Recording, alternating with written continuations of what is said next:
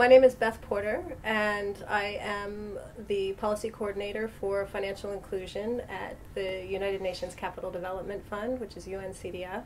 My job is to develop the capacity of UNCDF in the policy arena on financial inclusion.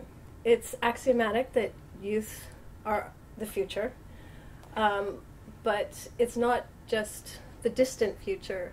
It's really now. We do need to invest in youth, but more than that, we actually need to give youth opportunities, and they're ready to seize them. And so I think by helping to open up those opportunities, they have the energy, the ideas, the enthusiasm, the creativity, the willingness to take risks to really take advantage of those opportunities. I think one of the things that we can do, though, is to equip them so that they can use those opportunities wisely and make good decisions on their use of financial services and the kind of investments that they make in their enterprises or in their investments in their own livelihoods. When we think about financial inclusion, what does it mean at UNCDF or for the special advocate? Financial inclusion is access for everyone who wants them, and that includes obviously youth, to a wide range of financial services.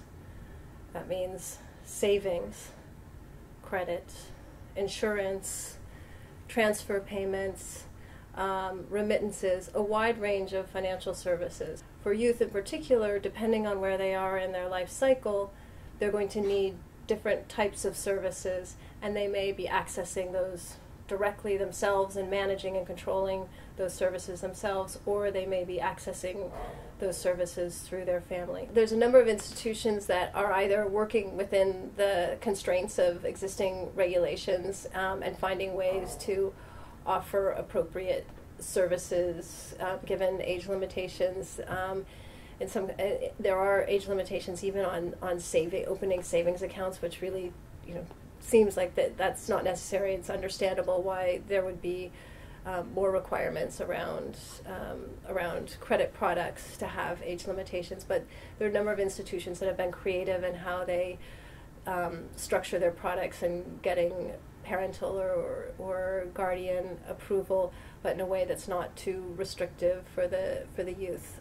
There are institutions that have actually gone before government and advocated their opportunities through country and regional associations, bringing together a number of financial services providers that then have a much more powerful voice with government regulators to say, this is in the national interest and in your interest to expand access to financial services, and we have some suggestions on how to go about it. More specifically for youth, there's really an opportunity to look at financial capability of youth, and it's very important to start early. The studies that have been done that looking at the impacts of financial education have shown that the earlier you start, the greater impact that it has. So governments have an important role to play in promoting financial education for the population, and particularly for youth.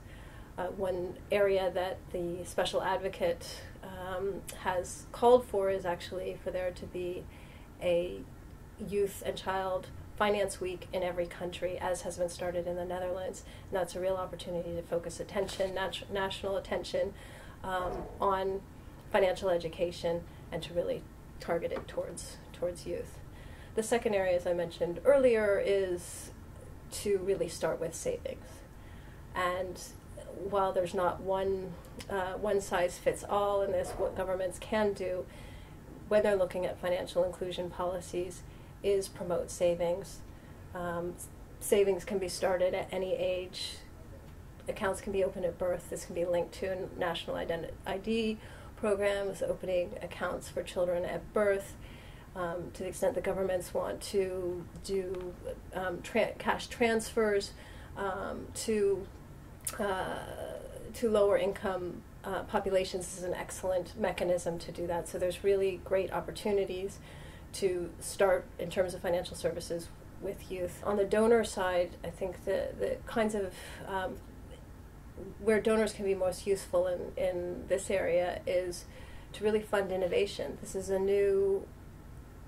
it's relatively new sector, and so where donor funds can best be used is to learn, explore, do pilots, and then also finance research, operations research to understand what works and what doesn't work, and then ensure those lessons are shared, and doing outcomes and impact research so that we know what difference does it make